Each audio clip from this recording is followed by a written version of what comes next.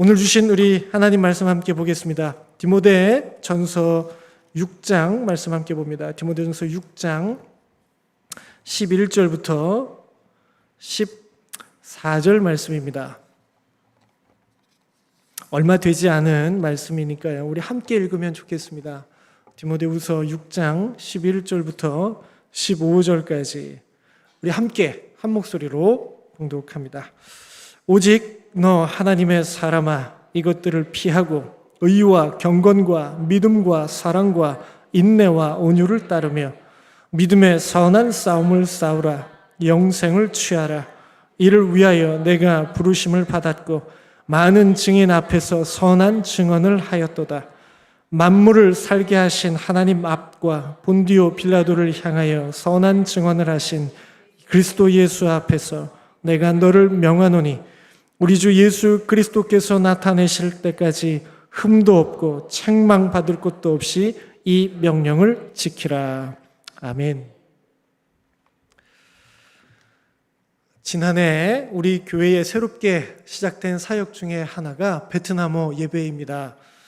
한 해 동안 우리 당탄 디엔 정도사님께서 열심히 사역을 하고 섬기고 계신데요. 지난해 12월에는 우리 베트남 회중 가운데 몇 분이 세례를 받는 귀한 열매도 있었고요. 그리고 올해에는 우리 세종 캠퍼스 안에 베트남 공동체가 새롭게 세워져서 또 든든한 기도의 후원자를 얻게 되는 그런 기쁨도 있었습니다. 자, 그런데 이렇게 우리 교회에서 베트남을 향한 사역이 생겨나게 된 계기를 혹시 아시는지요? 담임 목사님을 통해서 아마 들으신 분들도 계실 텐데요. 예상하지 못한 작은 우연과 같은 그런 사건이 출발이 되었습니다. 해마다 저희 교회에서 모든 사역자들이 한 해 사역을 평가하고 그리고 내년도를 준비하는 그런 시간을 갖습니다. 목회계획 세미나 시간인데요. 2018년도 목회계획 세미나 시간이었어요. 그때 이제 지우공동체에 발표를 하는 시간이었습니다. 우리 방신현 목사님께서 이제 보고를 그렇게 해 주셨는데요. 이야기 가운데 이제 지나가는 이야기로 이런 이야기를 해 주셨어요. 대학교에 가셔서 이제 중국 유학생들에게 전도를 하는데 어떤 한 분이 이제 방신현 목사님께 오셔서 물어봤다라는 거예요. 뭐라고 물어봤냐면 그 교회에는 중국어 예배뿐만 아니라 베트남어 예배는 없냐고 그렇게 물어보셨다는 거예요.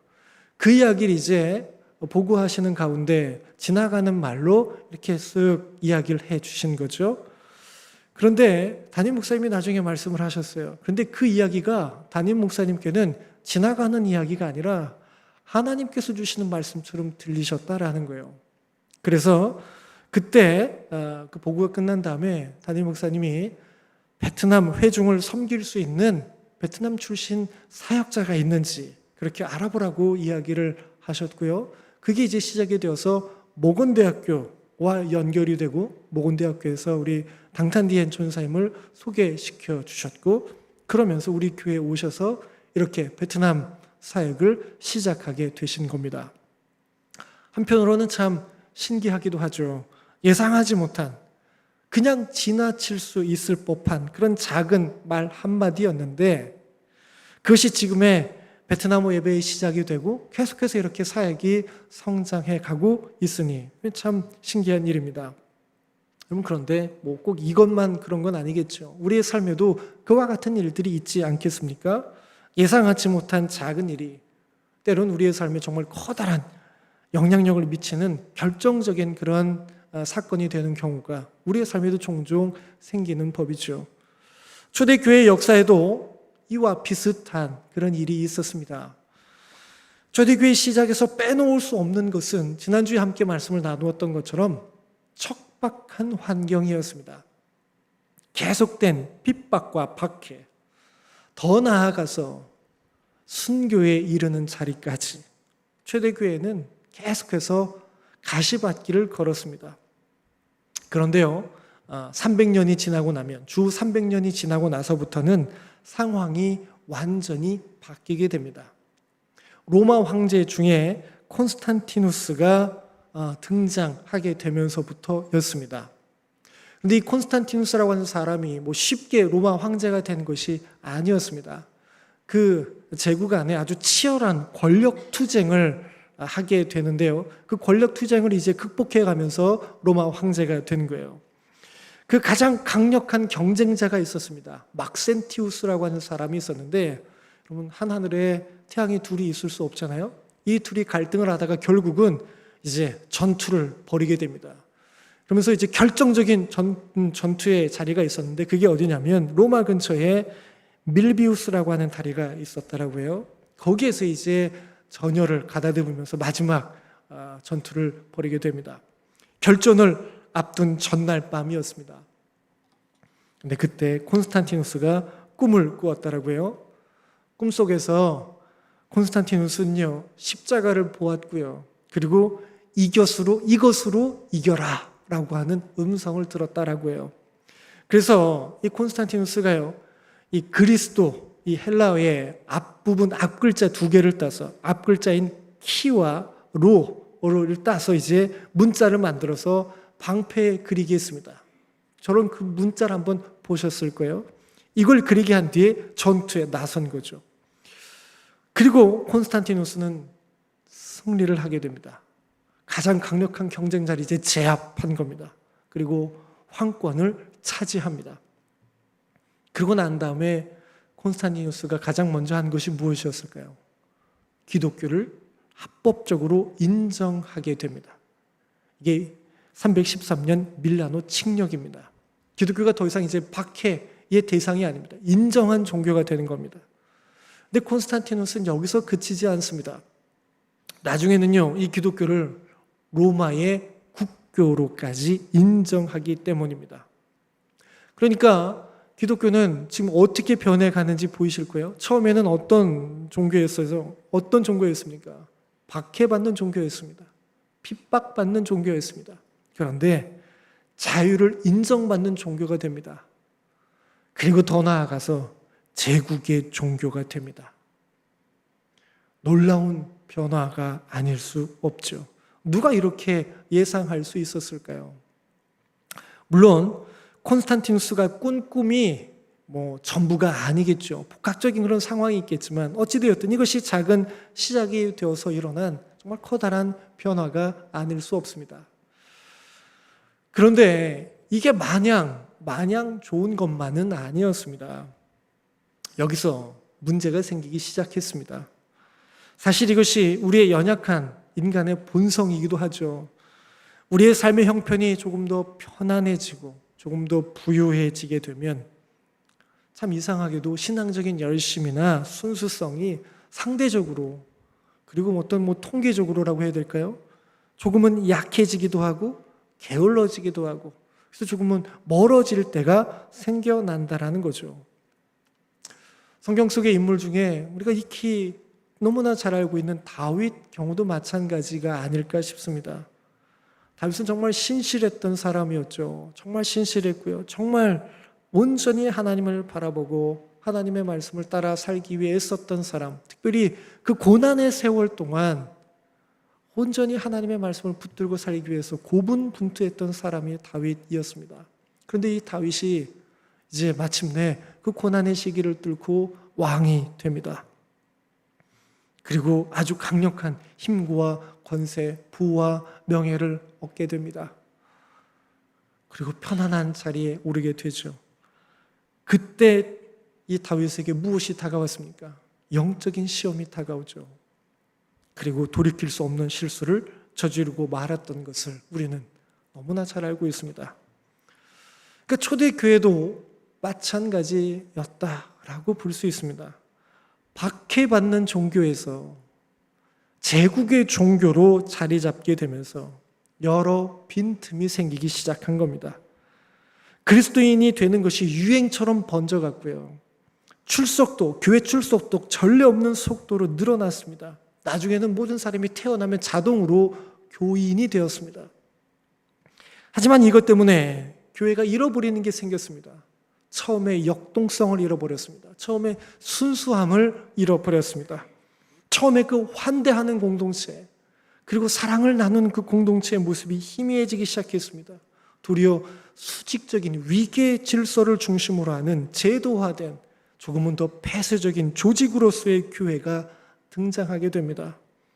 점점 그리스도인의 성숙함의 수준도 제자로서의 삶의 모습도 희미해지기 시작했죠. 이러한 시대적 흐름을 거슬렀던 운동이 있습니다. 오늘 그 운동을 우리가 함께 나누고자 하는데요. 교회 타협에 저항하고 순결한 신앙과 제자도를 지키고 회복하기 위해서 스스로 세속과 단절하고 광야로 뛰어든 사람들이 생겨난 것이죠. 역사는 이들을 사막의 성자들이라고 부릅니다. 초대교회가 우리에게 남겨준 또 다른 아름다운 신앙의 유산입니다. 이들의 이야기를 살펴보려면 이 분의 이야기를 지나칠 수 없습니다. 사막의 성자들 가운데 가장 유명한 분이기도 하고 어떻게 보면 시작이라고 할 수 있는 그런 분인데요. 이집트의 안토니우스라고 하는 사람입니다. 이 안토니우스의 이야기는요, 이분의 친구이기도 하고 제자이기도 한 알렉산드리아의 주교 아타나시우스라고 하는 분이 이분의 전기를 남겨두어서 지금까지 우리가 알 수 있는데요. 이 전기는요, 안토니우스의 이 전기책은 중세시대에는 아주 유명하고 또 가장 영향력이 있었던 그런 책 중에 하나이기도 했다라고 합니다. 그분의 이야기를 잠시 좀 나누어 보고 싶은데요. 이 안토니우스는요, 이집트의 한 부유한 가정에서 태어났다라고 해요. 부모님이 돌아가신 뒤에 이제 가정에 대한 책임을 물려받게 되는데 여동생이 있었대요. 여동생에 대한 책임도 그리고 가게 모든 것도 이제 물려받아서 책임지고 이제 꾸려나가게 되는데 하루는 교회로 가던 중에 예배드리러 가던 중에 그리스도의 제자가 되는 것이 무엇인가? 라고 하는 그런 깊은 어떤 질문과 묵상을 하면서 교회로 발걸음을 옮겼다라고 합니다. 그런데 그날 예배 가운데 주셨던 말씀이 어떤 말씀이었냐면 이 말씀이었대요. 마태복음 19장 21절 말씀이에요. 우리 함께 보면 좋겠습니다. 우리 함께 읽어볼까요? 예수께서 이르시되 내가 온전하고자 할진대 가서 내 소유를 팔아 가난한 자들에게 주라. 그리하면 하늘에서 보화가 내게 있으리라. 그리고 와서 나를 따르라 하시니. 그럼 이 말씀이요, 이 안토니우스의 마음에 문자 그대로 와서 박힌 거예요. 문자 그대로 와서 박혀가지고 안토니우스는요, 이 말씀을 그대로 실천하게 됩니다. 우리나라 초대교회 역사에도 이런 흔적이 있거든요. 근데 이 안토니우스도요, 그냥 이 문자 그대로 실천을 하면서 자기 소유를 팔게 됩니다. 그리고 가난한 사람들에게 나눠주게 됩니다. 그리고 여동생과 자신이 그냥 살기에 족한 정도로만 남겨두죠. 그리고 몇 달 후에 다시 비슷한 체험을 합니다. 이번에는 이게 한 번이 아니라 두 번째니까 이 안토니우스가 이제 더 이상 거부하지 못하고요, 아예 자신의 삶을 하나님께 다 드리기로 결심을 합니다. 남아있는 자신의 소유를 마저 나누어 주었고요, 친구들에게 이제 여동생을 보살펴 달라고 부탁한 뒤에 안토니우스가 향했던 곳이 있습니다. 어디였을까요? 그곳이 광야였습니다. 그게 사막이었습니다. 이집트의 안토니우스니까 이집트에 있는 사막으로 들어갔겠죠. 그리고 사막에서 철야하고 금식하고 독신으로 또 가난하게 고독하게 금욕 훈련을 하며 지내기 시작합니다. 이 안토니우스가요, 나중에는요, 황폐한 성에 거처를 정하고 20년 동안 거의 전적으로 혼자 고립되다시피 한 채 살게 되는데요. 여기서 아주 영적인 그런 싸움을 하게 됩니다.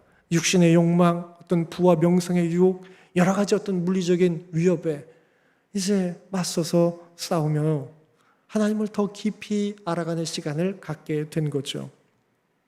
그런데 이런 안토니우스의 삶이 주변에 알려지기 시작합니다. 그리고 영적인 갈망을 가진 사람들이 이 안토니우스를 찾아오기 시작합니다. 처음에는 이 안토니우스가 사람들을 피했습니다. 자기는 뭐 그럴 만한 사람이 아니라고 아마 그렇게 손사래를 쳤겠죠. 하지만 시간이 갈수록 이게 불가능하구나라는 것을 알게 됩니다. 그만큼 찾아오는 사람들이 많았던 거죠. 그러면서 마음을 바꾸고요. 자기가 광야에서 씨름하고 훈련하면서 채워왔던 은혜들, 하나님 주신 말씀들, 그런 지혜들을 자신을 찾아온 사람들에게 나누어 주기 시작합니다. 자연스럽게 안토니우스에게 배우려는 제자들이 생겨나고요. 많은 사람들이 안토니우스를 따르기 시작하게 됐죠. 마치 바울이 그렇게 이야기했잖아요. 나를 본받으라 라고 말했던 것처럼 이 안토니우스도요, 그 당시 이제 아주 좋은 모델, 어떤 좋은 본으로서 사람들에게 이제 등장하고 남겨지기 시작한 거예요. 이것을 시작으로 해서 이제 3세기 지나서 4세기, 5세기에 이르면서 더욱 이런 신앙운동이 활발하게 일어나기 시작했습니다. 때로는 너무 지나치다 싶을 정도로 이런 이제 삶을 사는 사람이 생기기도 했는데요. 어떤 사람은요, 이제 아주 극단적인 형태로 훈련을 하는 거예요. 주상고행자 시메온이라고 하는 사람이 있었대요. 이 사람은 이제 폐허로 남겨진 지역에 한 기둥에 올라가서 30년 동안 머물면서 한 번도 내려오지 않고 그 금욕 훈련을 실천했다라고도 합니다. 진짜인지는 모르겠는데 진짜겠죠. 물론 이런 경우는 정말 예외라고 할 수 있습니다. 하지만 중요한 건 이거죠. 어찌되었든 이 사막의 영성, 광야의 영성을 추구한 사람들의 이 운동이 한 사람에 의해서 시작돼서 끝난 게 아니라 어떤 단발적인 움직임이 아니라 지속적인 움직임으로 이어졌다라는 것. 그리고 그것이 점점 공동체적으로 자리 잡기 시작했다라는 것. 이것이 이제 중요한 거죠. 자, 그러면 이와 같은 사막의 성자들이 추구했던 것이 이제 있을 거 아니겠어요? 잠시 안토니우스 이야기를 듣긴 했지만 이들은 정말 그럼 무엇을 추구했을까요? 무엇보다 우리가 주목해야 할 것은요, 이거예요. 그들의 영적인 씨름이에요. 이들은 인간의 마음속에 존재하는 어둠, 내면의 어둠과 아주 깊이 씨름했습니다. 이 내면의 어둠이 뭐겠어요? 죄악된 인간의 본성이죠. 지독한 자기 중심성이죠. 이걸 가지고 끊임없이 계속해서 씨름했습니다. 이 죄의 본성을 어떻게 다스리고 이겨낼까? 이게 아주 중요한 싸움이었죠. 폰투스의 에바그리우스라고 하는 사막의 성자가 있는데요. 이 사람이 죄의 본성을 8가지로 이렇게 분류를 해보았다고 합니다. 중세시대에 가면 이 죄악의 분류를 7가지로 이렇게 분류를 해서 7대 죄악 이렇게 이야기도 하는데요. 그 맥락에 서 있어요. 종류가 대략 이렇게 돼요. 한번 좀 살펴보고 싶은데요. 탐식, 정욕, 탐욕, 우울, 그리고 분노, 나태, 허영, 교만. 대략 이런 것들이 이제 죄악의 본성의 어떤 유형별로 이렇게 나눠보는 거예요. 그래서 이 무엇보다도 이 첫째로 사막의 성자들은요, 이런 죄악의 성향을 알고요, 이런 죄악의 행위들을 경계하는 경건 훈련과 금욕 훈련에 매진했습니다. 세상 어디에나 이런 유혹이, 이런 죄악의 영향력이 넘쳐나는 것을 보면서 세속을 떠나서 거리를 두고 작은 오두막이나 동굴에 들어가 살았습니다. 이들은 먹는 것을 엄격하게 절제하며 살았는데요. 오랫동안 먹을 수 있는 음식이 뭐가 있겠어요? 마른 빵과 물, 소금, 약간의 기름, 그리고 채소, 이것들이 이제 주식이 되었습니다. 그나마 먹는 음식도요, 교회력에 따라서 금식을 하기도 했다랍니다. 뿐만 아니라 잠도 최대한 줄였다라고 해요. 때로는 눕는 것조차 거부하면서 스스로를 격리시키며 살았다라고도 합니다. 수다와 허튼 소리를 하지 않으려고 어떤 사람은 입속에, 그 재갈을 물리라고 하잖아요. 실제로 입속에 돌을 머금고 지내기도 했다라고 합니다. 소유도 최소화하고요. 사용하거나 사용하지 않거나 이렇게 가지 필요가 없는 것들은 거저 주어서 가난한 사람들을 도왔습니다. 정욕에 빠지지 않기 위해서 독신을 자처했고요. 최소한의 생활을 유지하기 위해서 애썼습니다. 그리고 무엇보다 기도와 말씀에 열심을 냈습니다. 사막의 성자들은 이 기도를 자신의 삶의 이 말씀을 어떤 삶의 규칙이자 습관, 리듬으로 만들었습니다. 성경을 읽고 암송하고 질문을 서로 던지면서 묵상을 나누었습니다. 이와 같은 과정을 통해서 이 사막의 성자들이 그들이 이렇게 나누었던, 그들이 쌓아두었던 그 고백들을, 그 이야기들을 글로 이렇게 남겼는데요. 지금도 그 책들이 있습니다. 사막 교부들의 금원집과 담화집, 이제 우리나라 말로도 저렇게 번역이 되었는데요. 이런 책들로도 그때 흔적들을 살펴볼 수 있습니다. 이것이 첫 번째 그들이 추구했던 삶의 모습입니다. 그런데 두 번째로 보면요, 이 사막의 성자들이 또한 중요하게 여겼던 것이 있는데 그건 뭐냐면 균형이었습니다. 균형. 이렇게 철저하게 금욕 생활과 그리고 이런 경건 훈련을 추구하다 보면 아무래도 한쪽으로 치우칠 수 있는 그런 경향이 다분하죠. 그러다 보니까 이걸 이제 균형을 잡기 위해서 많이 애쓰는데요. 사막 교부들의 이 금원집에 보면 이와 관련해서 균형을 중요하게 말하는 이야기들을 살펴볼 수 있습니다. 짧은 인용문인데요. 함께 좀 보고 싶습니다. 제가 읽어드리겠습니다. 자기 의지로 천국으로 올라가는 젊은이를 보거든 발을 잡아 땅으로 끌어내리라. 그에게 유익하지 않기 때문이다. 여러분, 천국으로 올라가려는 젊은이를 보거든 발을 잡아 땅으로 끌어내려라. 무슨 뜻이겠습니까? 하늘과 땅 사이에 균형을 잘 잡으라는 이야기겠죠. 실제로 이 사막 교부들의 이 금원집에는요, 사막이, 이 광야가 신앙 훈련에 반드시 유일한 장소거나 최선의 장소가 아니라고 이야기를 합니다. 성숙한 제자가 되는데 아주 극도의 금욕 훈련, 어떤 엄격한 훈련을 실천하는 것이 유일한 방법은 아니라고 그렇게 이야기를 하고 있습니다.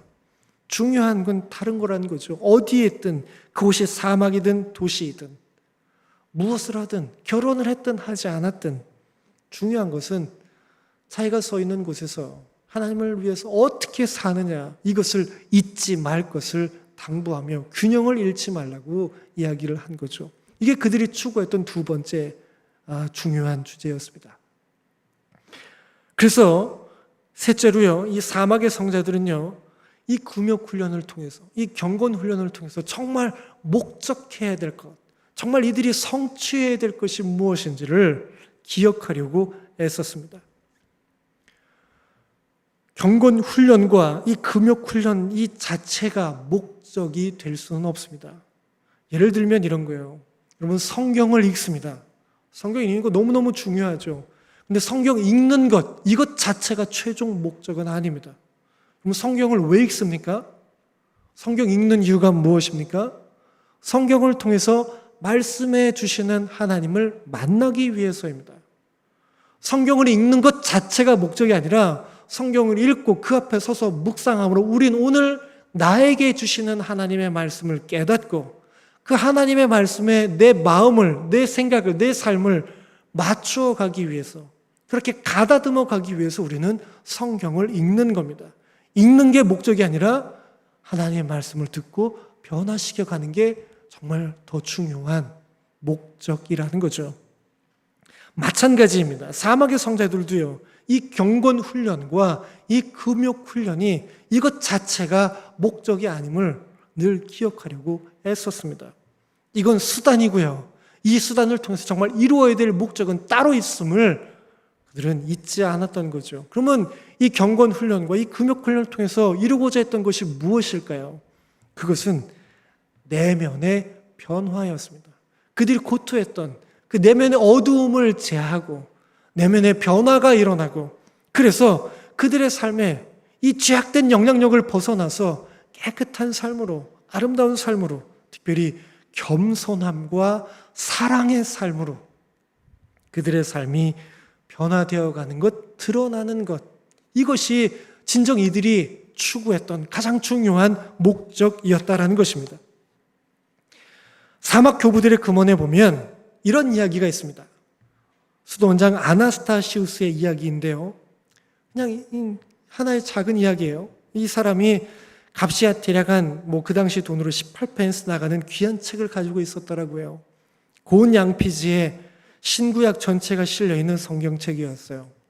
근데 어느 날 한 형제가 이 아나스타시우스를 방문했어요.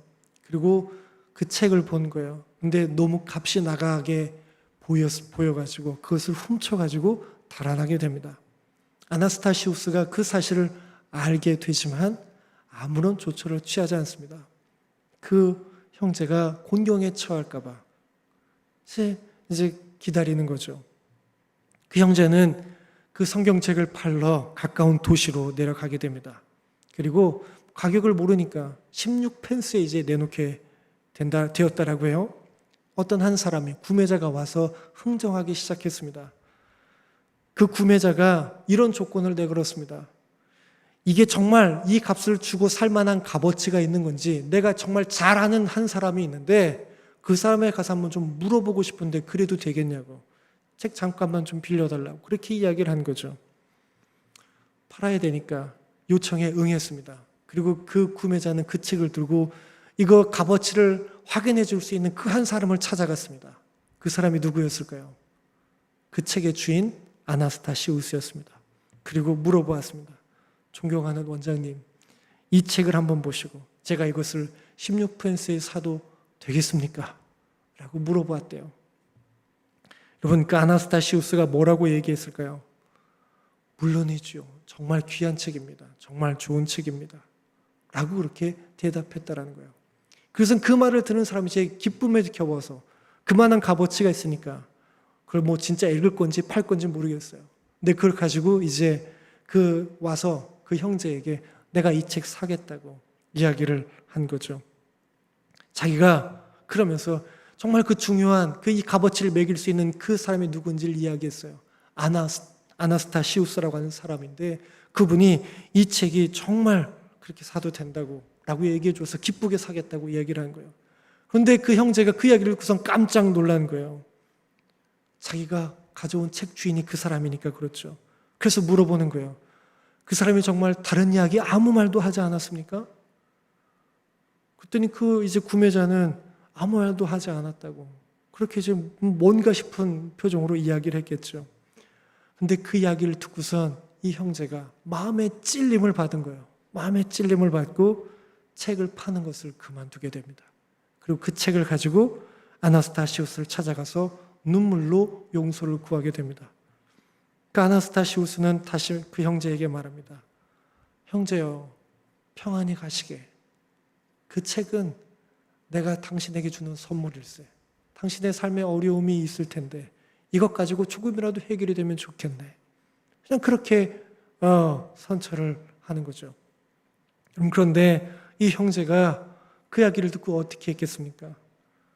자신의 삶의 그 연약함을 보고, 근데 그걸 덮어주는 그 사랑을 보고, 그 겸손함을 보고 그냥 감화와 감동을 받아서 그 형제도 그냥 그 아나스타시우스와 함께 평생을 성자로, 수도자로 그렇게 살아가게 되었다라고 하는 거죠.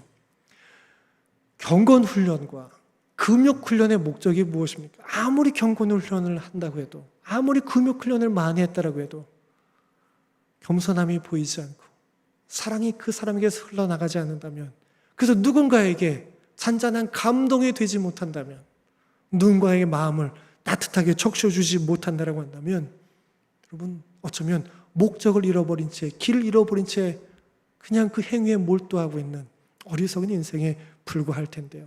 이 이야기를 들어보면 정말로 무엇이 정말 목적인지를 다시 한번 생각해 볼 수 있습니다.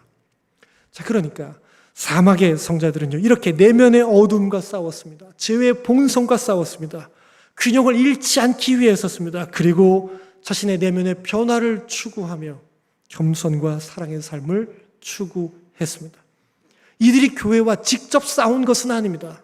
교회에 들어와서 이렇게 난리친 것이 아닙니다. 그저 이들은 신앙의 순수함을 잃어버리지 않기 위해서 발버둥 쳤습니다. 신앙의 본질을 지키고 정성껏 가꾸기 위해서 애를 썼을 뿐입니다. 하지만 이들의 이 순수한 신앙 운동은요, 교회의 경종이 된 겁니다. 점점 특권에 사로잡히는 교회에 수직적인 위계의 질서를 중심으로 조직화되어가는, 경직화되어가는 교회에 이들의 삶은 그냥 있는 그대로 경종이 되고 새로운 생명력을 불어넣어 준 것입니다.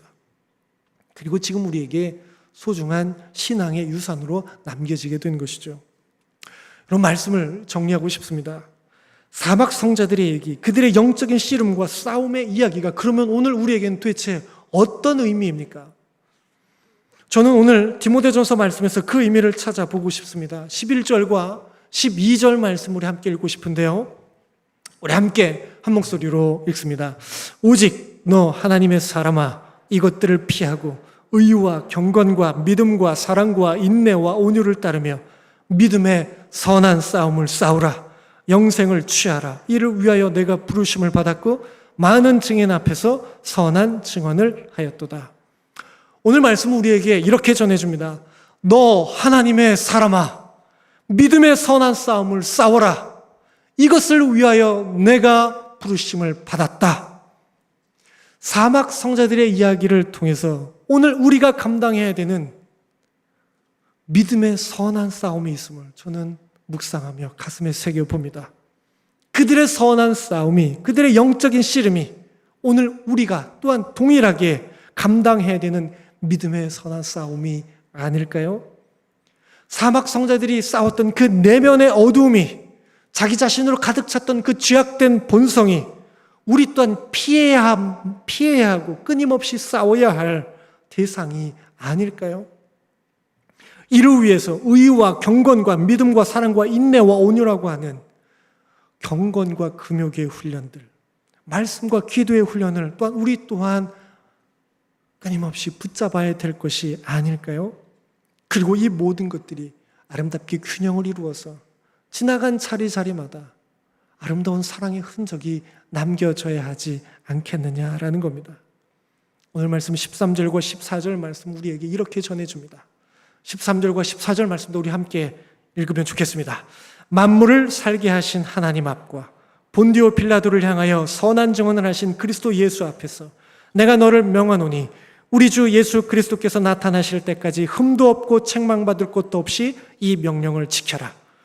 말씀은 우리에게 명령합니다. 이 명령을 지키라. 권유가 아니라, 권면이 아니라 순종만 요구되는 명령을 전합니다. 예수 그리스도께서 나타나실 때까지 믿음의 선한 싸움을 싸우라 라고 말이죠. 이 싸움은 피할 수 없는 싸움입니다. 주님 만나는 날까지 우리가 감당해야 되는 싸움입니다. 이 싸움에서 우리는 어떻게 승리할 수 있을까요? 그 길은 우리도 때로는 사막으로, 때로는 광야로 나가는 것밖에는 없을 겁니다. 진짜 사막으로 나가는 게 아니라, 진짜 고행을 자처하는 게 아니라 하나님만 만날 수 있는 자리로 나아가는 것입니다. 순간순간마다 멈추어 서서 오직 하나님께 집중할 수 있는 자리로 나아가는 겁니다.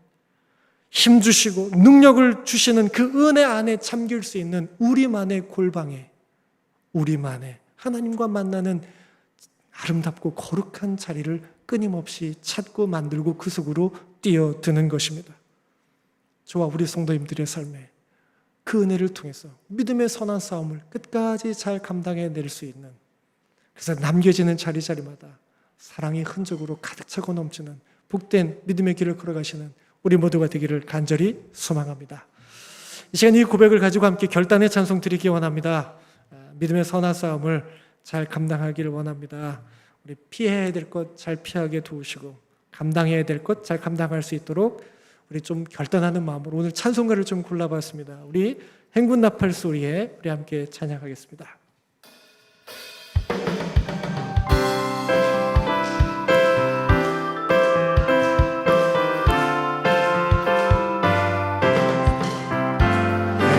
나팔 소리에 주의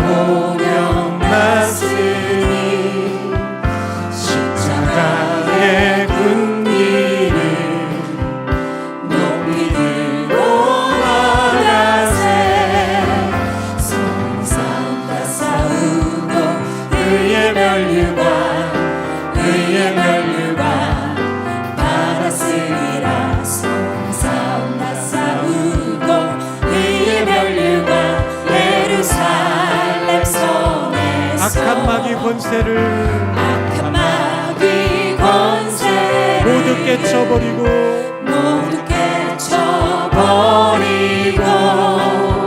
승리하신 주님과 승전가를 부르세. 선한 싸움 다 싸우고 의의 멸류관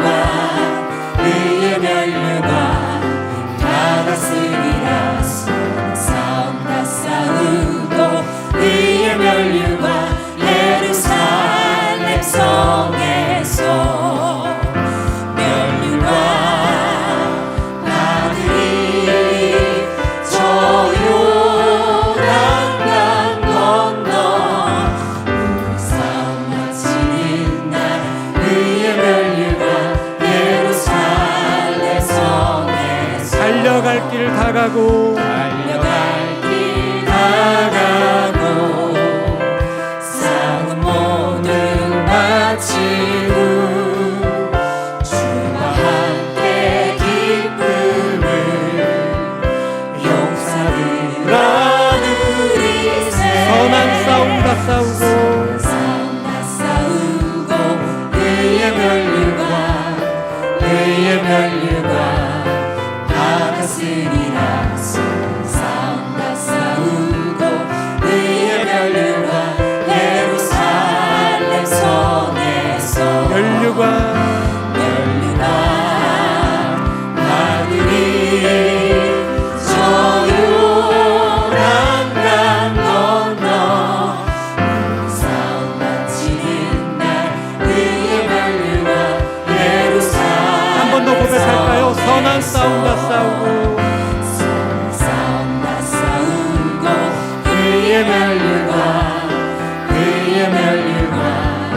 받았으리라. 싸움 다 싸우고 의의 멸류관 예루살렘 성에서 멸류관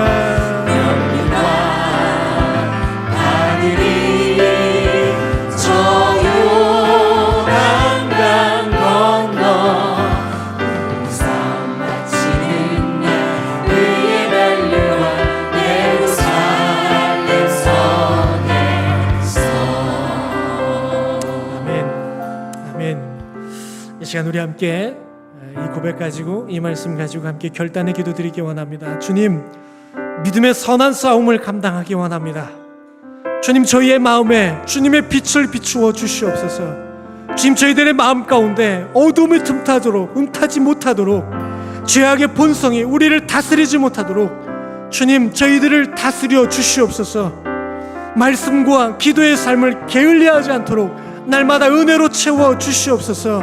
저희들의 삶의 자리자리마다 발걸음마다 손길마다 그래서 아름답고 향기나는 주님의 그 흔적이, 사랑의 흔적이 남겨질 수 있도록 주님, 저희들을 붙잡아 주시옵소서. 우리 입술을 열어 우리 함께 결단하며 기도하겠습니다. 하나님, 감사합니다. 저희들에게 이 땅을 살아갈 정말 아름답고 복된 믿음의 선한 싸움이 있음을 말씀해 주시니 감사합니다. 하나님, 정말로 저희들이 귀한 싸움 잘 감당하길 원합니다. 저희들의 마음 가운데, 저희들의 내면 가운데 얼마나 추악하고 더러운 모습이 많은지 모릅니다. 주님, 어둠으로 가득 차 있는 이 죄악된 본성이 때론 저희들을 넘어뜨리고 때론 저희들을 좌절하게 만들고 주님, 그것을 인해서 얽히고 설키고 살아갈 때 얼마나 저희들이 아픔과 고통 가운데 쳤는지 모릅니다. 주님, 이 연약한 인생을 긍휼히 여겨 주시옵소서. 이 부족한 모난 인생들을 주님 불쌍히 여겨 주시옵소서. 이런 저희들을 향하여 주님의 은혜를 부어주시고 주님, 이렇게 세워주셔서 믿음의 선한 싸움을 감당해낼 수 있는 하나님의 군사로 세워주시니 감사합니다. 하나님의 말씀을 붙잡고 하나님의 말씀 안에 서서 주님과 동행하며 빛으로 살아가는 정말 아름답고 존귀한 인생으로 저희들이 이렇게 세워주시니 감사합니다. 하나님의 은혜를 간직하며 살아가길 원합니다. 주님, 도와주시옵시사. 오늘도 저희들 주신 말씀을 의지하고 주신 은혜 간직하여서 세상을 향해 힘차게 나아가게 도와주시옵시고, 서 있는 그 자리에서 그것이 주님께서 저희들을 부르신 자리임을 믿음으로 고백하며 가정에서, 일터에서, 어떤 곳이든지 무엇을 하든지 주님 주신 그 빛을 흘려보내고 비추어낼 수 있는 저희들 될 수 있도록 돌보아 주시옵소서.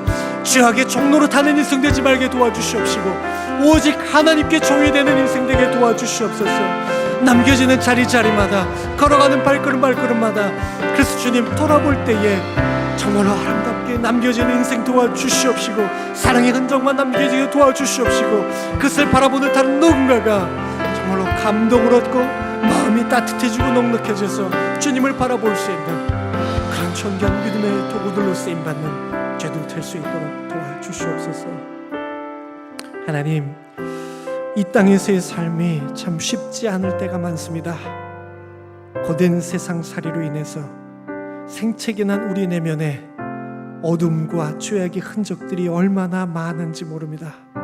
주님, 우리의 마음속 깊은 곳에는 감춰져 있는 슬픔들이 많습니다. 우울함도 있습니다. 좌절감도 있습니다. 주님, 실망과 분노도 자리 잡고 있습니다. 주님, 이 모든 것들이 죄악의 영향력으로 인하여서 끈질기게 우리를 괴롭힐 때가 너무나 많습니다. 주님, 주님의 환한 빛을 저희들에게 비추어 주시옵소서. 주님, 저희들에게 빛을 비추어 주시사 이 죄악의 사슬을 끊어 주시옵소서. 모든 결박에서 자유케 하시는 구원의 능력으로 충만하게 채워 주시옵소서. 그래서 죄악의 종로로 타는 인생이 아니라 하나님께 종이 되는 인생, 하나님께서 주시는 그 생명의 충만한 기쁨으로 평강을 누리며 살아가는 인생 될 수 있도록 지금 저희들을 일으켜 세워 주시옵소서. 주님, 그 삶을 살아가기 위해서 늘 믿음의 선한 싸움을 감당하기를 다짐하며 고백합니다. 주님만 바라볼 수 있는 그 광야의 자리로, 그 골방의 자리로 나아가 주님 앞에 겸손히 엎드려 주님만 바라보는 귀한 삶을 늘 감당해내기를 다짐합니다. 주님, 날마다 그 자리에 찾아와 주시옵시사 만지시고 싸매시고 고쳐 주시옵시사 저희들의 마음이 변하지 않도록 주님 붙잡아 주옵소서.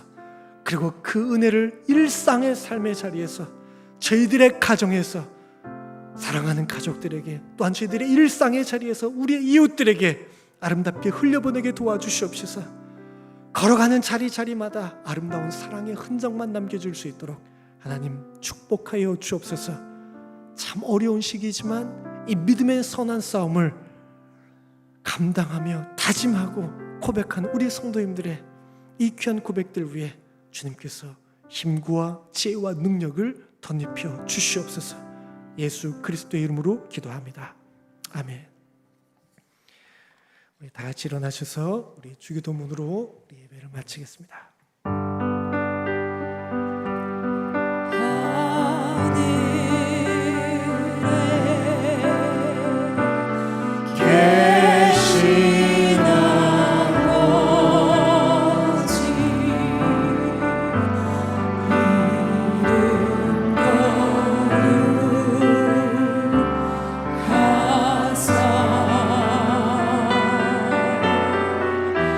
주